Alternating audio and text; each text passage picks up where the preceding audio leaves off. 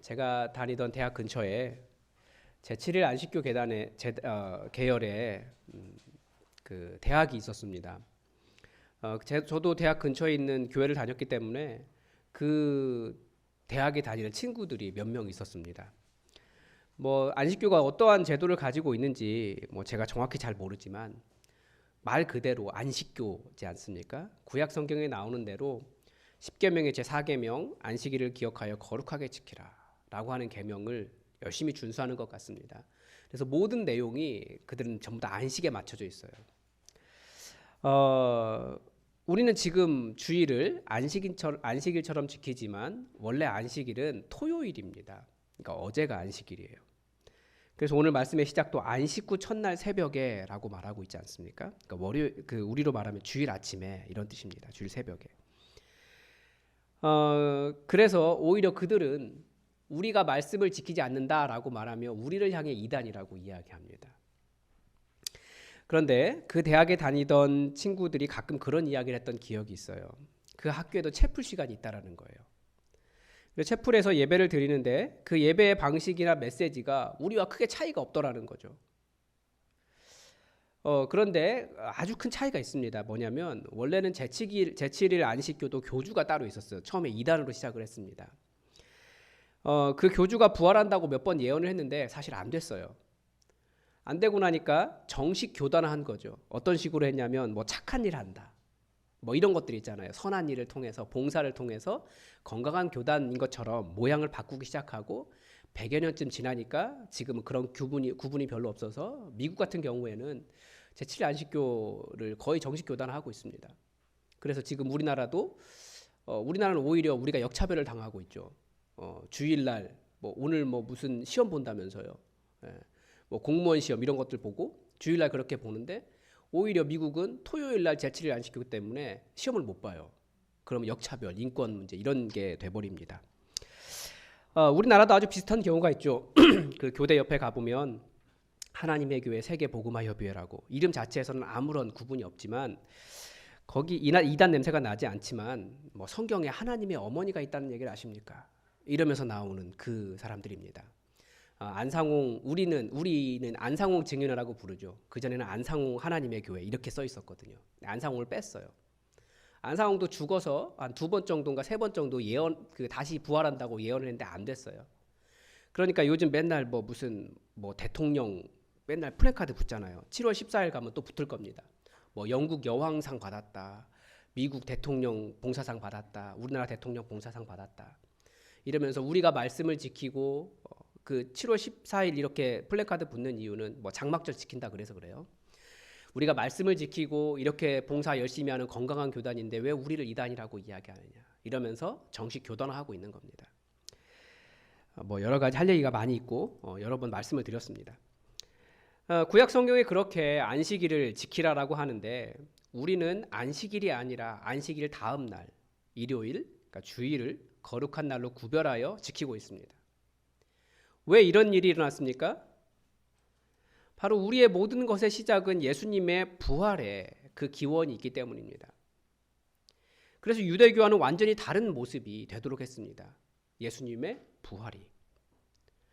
부활을 믿는다라고 하는 것은 우리를 완전히 다른 사람으로 살게 합니다.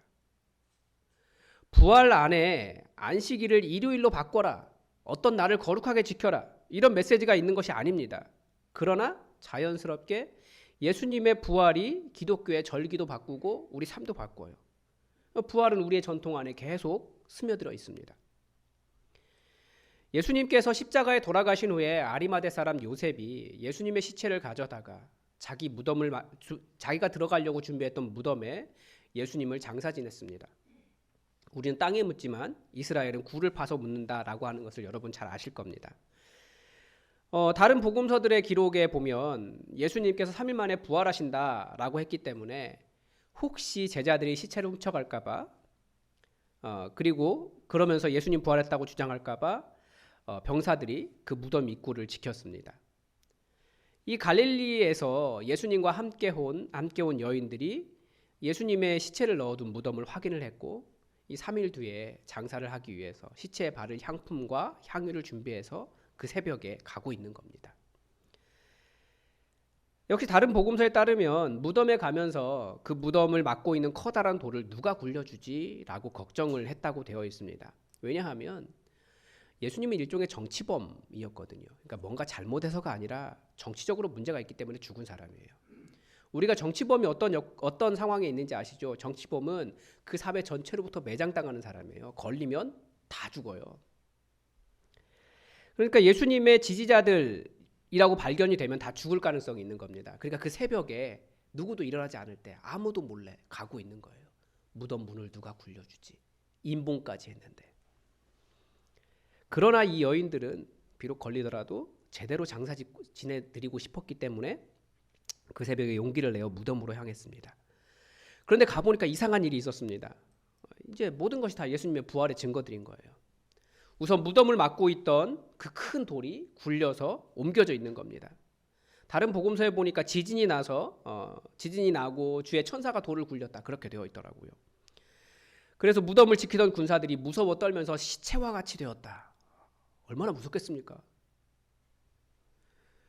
왜냐하면 이게 좀 희한한 게 뭐냐면 이 무덤을 지키던 군사들은 정말 예수님이 사흘 뒤에 살아나는 것 아니야? 라는 걸 생각했고 예수님께서 그렇게 나 사흘 뒤에 살아날 거야 라고 말씀하셨던 제자들은 아무도 안 믿었어요. 희한한 거죠.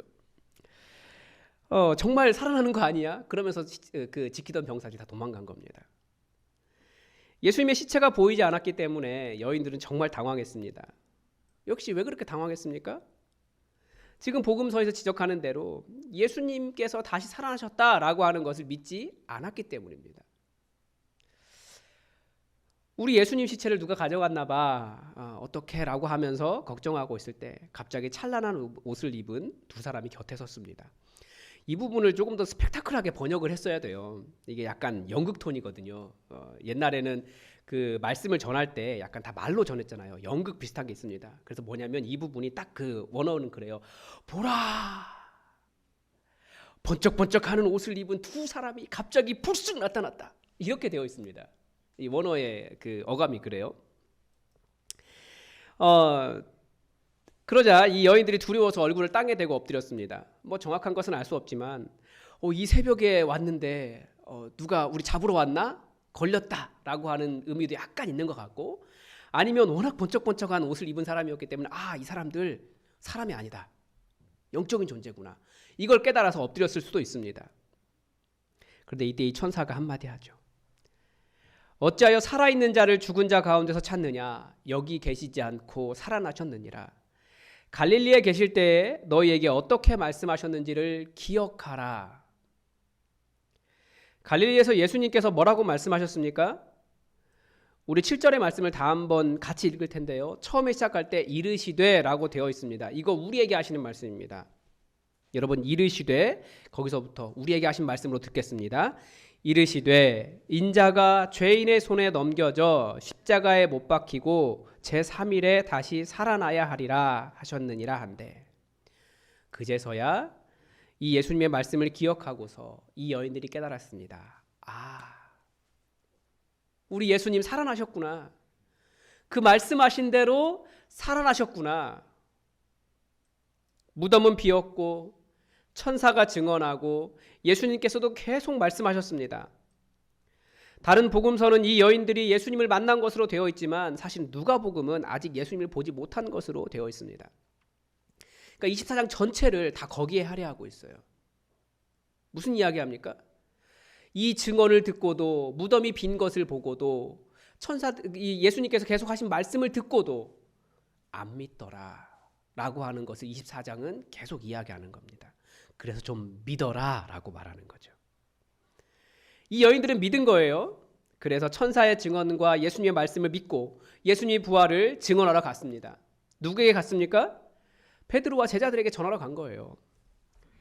그런데 이 여인들의 증언을 들은 제자들이 여인들의 반응이 어떤 말이라고 생각했습니까? 허탈하다. 헛소리하네. 이렇게 얘기한 거예요. 그래도 베드로는 일어나서 열심히 달려가 봤습니다. 달려갔다고 해서 막 달려가가지고 들어가 보지는 못했어요.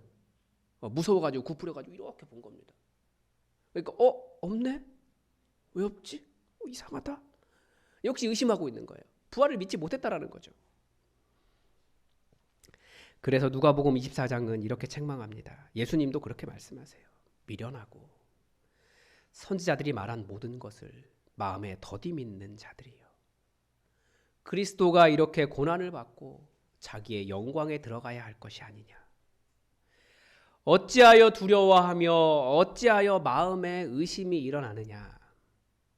이게 우리에게 하시고 싶은 말씀입니다. 예수님의 부활은 정말 주님을 믿는가? 우리의 믿음을 시험합니다. 우리 직면이라고 하죠. 예수님의 부활이 바로 우리가 왜 그렇게 사느냐, 너 그렇게 사는 이유 정말 예수님의 부활을 제대로 믿지 않기 때문이야 라고 말하는 믿음에 대한 직면입니다. 뭐 여러 가지를 말할 수 있지만 가장 먼저 우리 믿음을 직면하게 하는 것은 부활 그 자체입니다. 여러분, 사람이 죽었다가 살아나는 것을 믿으십니까? 최근 한국교회에 이런 말들이 있어요. 예수님을 믿는다고 하는 문화가 되어버린 유럽 교회를 진단하면서 우리도 대비해야 된다는 거죠. 이제 교회 안에서 복음을 전해야 된다고 이야기해요. 다들 교회 문화 안으로 어쩌다 보니까 예수 믿고 있는데, 예수 믿는다고 말하고 있는데, 교회 안에 들어와서 교회 생활, 신앙생활을 하고 있는데 정말 예수님을 믿지 않는다는 거죠. 그 예수님을 믿는다는 것이 무엇입니까? 죽은 사람이 살아나는 것을 믿느냐, 이거예요. 사실 이 반성은 100년 전부터 있었습니다. 100여 년 전에 세계 선교대회를 할 때 세계 신학계가 자유주의가 절정을 이루었습니다. 그러니까 뭐냐면 성경에서 이성적으로 말이 안 되는 일들을 합리적인 설명을 하기 시작했습니다. 뭐 제가 공부를 해보니까 꼭 100년 전이 아니고 뭐 한 AD 500년 전부터 계속 시작된 그런 흐름입니다. 예를 들면 홍해가 갈라졌는가? 정말로 처녀 마리아에게서 예수님이 태어나셨는가? 정말로 오병이어의 기적이 있었는가? 이런 것들입니다. 그런데 그런 소위 합리주의자들이 가장 이해가 안 되는 이야기가 무엇이었을까요? 부활이었습니다. 그때부터 기독교계는 부활을 진짜로 믿는 진영과 부활을 믿지 않는 진영으로 나뉘어져 있습니다. 부활을 믿지 않는 진영에게 예수님은 누구일까요? 그냥 아주 좋은 이야기 하신 분이에요. 평화와 사랑의 화신 정도에 불과합니다. 교회 안에서도 정말 너 부활을 믿느냐라고 물어봤을 때 아니요라고 하는 대답이 나올까봐 사실은 정확하게 직면하게 하지 않아요. 교회는 사실 그런 의심, 그런 인간적인 모든 의심을 뒤집고 예수님 부활하셨다, 이거 믿고 출발했는데 다시 원점으로 돌아가 버렸어요. 그러나 성경은 예수님의 부활이 바꾼 풍경을 계속 전해주고 있습니다. 부활을 믿지 않으면 이 성경 전체가 아무런 의미가 없습니다. 부활을 믿지 않으면 우리의 신앙은 아무런 의미가 없습니다. 이렇게 긴 복음서, 예수님의 생애는 결국 여기를 향해 달려오고 있는데 부활이 없으면 예수님의 이 모든 사역도 아무런 의미가 없습니다. 그래서 첫 번째 우리가 직면해야 되는 믿음의 문제는 정말 사람이 죽었다가 살아나는 것을 믿으십니까? 이 말입니다. 여러분 자신에게 진지하게 한번 물어보십시오. 사람이 죽었다가 살아날 수 있을까? 이건 증명의 문제가 아닙니다. 우리 예수님께서 부활하셨습니다. 사람이 죽었다가 산다라는 것을 예수님께서 증명하셨습니다. 이 증언을 듣고 믿는 겁니다. 그래서 한번 옆에 있는 사람에게 또 말을 하시면 이 비말을 칠 수 있으니까 한번 생각해 보십시오. 잠깐 눈빛으로 말해 보세요. 잠깐. 정말 예수님 죽었다가 살아나신 것을 믿으세요?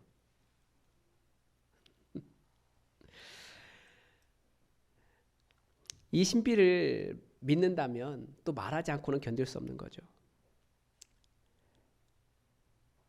다들 교회에서 평화, 사랑, 위로, 치유, 어떤 지적인 깨달음, 봉사, 세상을 성공적으로 살아가는 방법, 이런 것들을 얻으려고 하는데 성경이 주고자 하는 최고의 선물은 이 부활 믿음입니다. 그래서 제가 이번 주에 여러분들에게 숙제를 하나 드리려고 합니다. 제 목표가 뭐냐면 매주 모든 성도들에게 다 전화를 하는 거예요. 그런데 아무 일 없이 그냥 전화하는 게 굉장히 이렇게 좀 민망합니다. 그래서 저도 그 목표를 달성하기 위해서 숙제 검사하려고 전화를 드릴 거예요. 그게 뭐냐면 금요일 날 숙제 검사하겠습니다. 뭐 다 전화 못 할 수도 있어요. 전화 안 온다고 너무 실망하지는 마세요. 네. 그런데 제가 이제 보통 금요일에는 설교를 쓰고 금요일에 설교를 다 써도 어차피 밤새 고민하면서 토요일 날 다시 쓰더라고요. 그러니까 금요일 날 하루 종일 전화를 하려고 합니다. 숙제 검사할게요. 아니면 톡을 먼저 보내주셔도 괜찮습니다. 숙제 다 했다고. 숙제는 뭐냐면 주변에 뭐 예수님 안 믿는 사람이든지 혹은 여러분이 보시기에 이 사람의 신앙이 좀 아리까리한데 뭐 이런 분들 있잖아요. 네, 그런 분들에게 한번 물어보십시오. 사람이 죽었다가 살아난대요. 그런 비슷한 말씀을 한번 해보십시오. 부활을 믿으십니까? 물어보세요. 그 이후에 어떤 논쟁을 할 필요도 없습니다. 그냥 거기까지만 말씀하시면 됩니다. 조금 더 나갈 수 있다면 왜 안 믿는지까지 한번 이야기해 보세요. 복음의 시작은 사실 뭐 우리가 여러 가지를 이야기하지만 하나님이 당신을 사랑하십니다에서부터 시작하지만 사실은 이 도전부터 시작하는 거예요. 사람이 죽었다가 살아나는 것을 믿으십니까? 사람이 죽었다가 살아날 수 있다는 것을 어떻게 생각하십니까? 여기서부터 복음 전하는 것이 시작됩니다. 조금 더 여유가 있으면 나는 왜 믿는지를 한번 설명해 주시면 좋을 것 같아요. 이 일은 어떤 증명이나 논쟁거리가 아닙니다. 증언하는 거죠. 그냥 조곤조곤 말하는 거예요. 그래서 누구에게 물어봤고 어떤 대답이나 반응을 얻었는지까지만 대답해 주시기 바랍니다.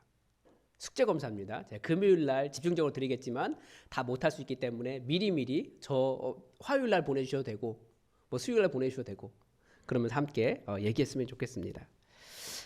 바로 이 내가 정말 예수님을 믿는가, 이 부활이라고 하는 것이 우리 믿음에 대한 믿음을 증명하게 하는 첫 번째 도전이에요. 또 예수님의 부활은 우리에게 우리가 믿는 하나님에 대한 믿음을 직면하게 합니다. 예수님의 모든 사역을 요약하는 많은 구호들이 있습니다. 많은 구절들이 있지만 저는 예수님의 모든 사역을 해석하는 큰 시각 중에 하나로 본래 하나님을 본 사람이 없으되 아버지의 품속에 있는 독생하신 하나님이 나타내셨느니라 라는 말씀을 제시합니다. 우리가 하나님을 본 적이 없습니다. 들었지만 진짜인지 잘 못 믿습니다. 아까 말한 자유주의 신학 시대에 정말 홍해가 갈라진 건 맞나? 라는 질문을 던지며 뭐라고 얘기한 줄 아십니까? 성경에서 말하는 홍해가 우리가 생각하는 그 홍해가 아니고 얕은 개울가다 이런 이야기합니다. 이건 사실은 뭐 그때 시대뿐만 아니라 AD 500년경에 이미 나왔던 이야기예요. 뭐 동정녀에게 예수님이 태어나셨다고? 그래서 영국에 꼭 영국 애들이 이런 거 잘하더라고요. 영국에 있는 어떤 단체는 성탄절만 되면 좀 불경한 표현일 수 있지만 이 혈기왕성한 요셉과 마리아가 결혼하기 전에 한 입을 덮고 있는 버스 광고를 계속 그림 광고를 냅니다. 못 믿는 수준이 아니라 믿는다고 말하는 사람들을 조롱하고 있는 거죠. 오병이어의 기적을 못 믿는 사람들은 그 소년 말고 다른 사람들도 다 도시락 싸왔는데 부끄러워가지고 도시락 내놨다. 그렇게 이야기도 합니다. 성경의 기적을 거부하는 이 모든 움직임 안에 있는 가장 근본적인 불신은 무엇입니까? 나는 하나님을 본 적이 없어. 그래서 하나님을 믿을 수도 없어. 그 전능하다고 하시는 하나님은 존재하지 않아. 있어도 전능하지 않아. 그런 하나님에 대한 불신입니다. 예수님의 부활은 하나님은 모든 것이 가능하시다. 죽은 사람도 다시 산다. 하나님의 전능하심에 대한 가장 최고의 증거를 제시하고 있는 겁니다. 또 하나 하나님이 이 모든 것의 주관자이시다. 모든 것의 주인이시다라고 하는 가장 근본적인 증거입니다. 여러분, 예수님의 부활은 우리에게 전능하신 우리 하나님이 바로 이 온 세상의 모든 일의 주인이시다라고 하는 이 믿음을 직면하게 합니다. 우리 아버지가 전능하십니다. 우리 하나님의 주인 되심을 믿지 않기 때문에 이 부활도 믿어지지 않는 겁니다. 오히려 부활을 믿으면 우리 아버지 하나님의 그 주인 되심, 통치하심, 그 다스림, 결국 하나님의 뜻이 성취되는 것을 우리는 믿게 됩니다. 그리고 우리도 하나님의 뜻을 위해서 두려움 없이 세상으로 나아갈 수 있는 거죠. 우리의 모든 두려움은 무엇입니까? 사탄이 우리에게 주는 최고의 위협? 죽을까 봐. 실제 죽을 수도 있죠. 그런데 부활은 그 모든 것을 다 뒤집는 거예요. 그들이 통치자가 아니라, 사탄이 통치자가 아니라, 권력자가 통치자가 아니라 우리 하나님이시다. 이걸 도전하는 겁니다. 그래서 우리를 지배하는 권세는 더 이상 사망 권세가 아니라, 두려움이 아니라 부활의 권세입니다. 우리 하나님이 전능하시다. 우리 하나님이 다스리신다. 최후 승리는 우리 아버지께 있다. 죽어도 산다. 부활을 통해서 우리는 이 강력한 믿음을 회복할 수 있습니다. 부활은 또한 우리가 무엇을 해야 하는지 우리의 삶의 목표를 아주 명확하게 만들어줍니다. 여러분, 우리는 무엇을 하는 사람들입니까? 이 개혁교회는 종교개혁을 통해서 우리의 직업이 소명이다라는 큰 깨달음을 주었습니다. 모두가 그렇게 이야기하지 않아요. 개혁교회이기 때문에 그렇게 이야기하는 겁니다. 그런데 이 직업 소명에 대해서 약간의 오해가 있습니다. 우리의 소명은 직업 자체가 아닙니다. 직업을 열심히 거기서 성공하려고 하는데 약간의 오해가 있어요. 우리의 부르심은 무엇입니까? 이 24장에 모든 그 불신을 뚫고 맨 마지막에 해야 될 일이 46절에서 48절을 통해 알 수 있습니다. 먼저 46절의 말씀을 보면 이같이 그리스도가 고난을 받고 제3일에 죽은 자 가운데서 살아날 것과, 그러니까 누가복음은 이 예수님의 부활과 죽으심이 철저하게 예언된 말씀의 성취다라고 가르쳐줍니다. 47절을 읽어보면 또 그의 이름으로 죄사함을 받게 하는 회개가 예루살렘에서 시작하여 모든 족속에게 전파될 것이 기록되었으니, 이제 아직 성취되지 않은 하나가 더 있다라는 거예요. 예수님은 성취하셨어요. 그의 이름으로. 그런데 아직 성취되지 않은 것이 무엇입니까? 그의 이름으로 죄사함을 받게 하는 회개가 예루살렘에서 시작하여 모든 족속에게 전파될 것, 이겁니다. 이 아직 남은 예언은 어떻게 성취가 된다는 겁니까? 다 함께 48절의 말씀을 읽어보겠습니다. 한 장을 넘기셔 48절의 말씀 같이 읽겠습니다. 시작. 너희는 이 모든 일의 증인이라. 말씀에 예언된 그리스도의 그 고난과 부활은 예수님이 성취하셨습니다.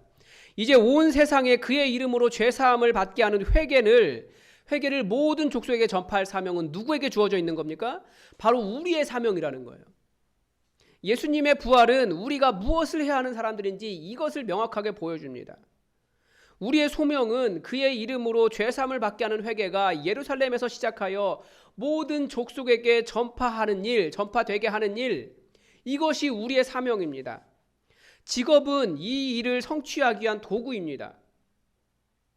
우리는 그렇게 살아가는 거예요. 살아가면서 이 복음을 전하는 거죠.